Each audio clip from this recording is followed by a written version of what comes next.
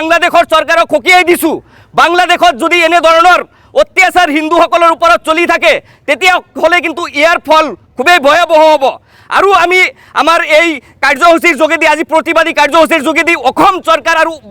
ভাৰতৰ প্ৰধানমন্ত্ৰী ডাঙৰীয়াক আহ্বান জনাইছোঁ আপোনালোকে কিয় এতিয়ালৈকে বাংলাদেশৰ বিৰুদ্ধে যুদ্ধ ঘোষণা কৰিব পৰা নাই কিয় বাংলাদেশক আক্ৰমণ কৰিব পৰা নাই আজি আমাৰ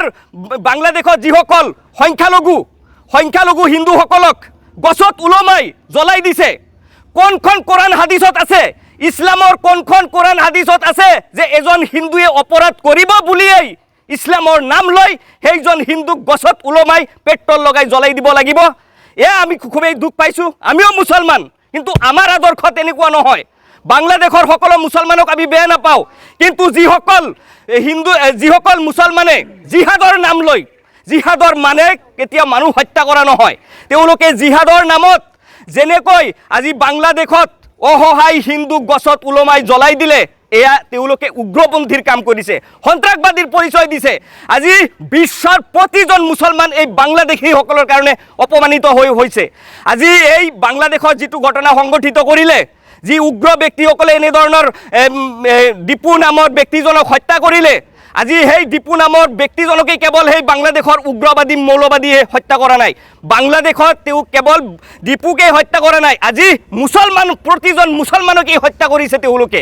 গতিকে প্ৰধান উপদেষ্টাক সকীয়াই দিব বিচাৰিছোঁ বাংলাদেশত আপোনালোকৰ সংখ্যালঘু হিন্দুক সুৰক্ষা প্ৰদান কৰক নহ'লে কিন্তু ইয়াৰ ফলাফল খুবেই ভয়াবহ হ'ব আৰু লগতে বাংলাদেশৰ একাংশ ব্যক্তিয়ে তেওঁলোকে মানে সংবাদ মাধ্যমত দেখি আছোঁ যে তেওঁলোকে চিঞৰি থাকে যে তেওঁলোকে আমাৰ ভাৰতবৰ্ষৰ 7 সিষ্টাৰ নেকি তেওঁলোকে দখল কৰিব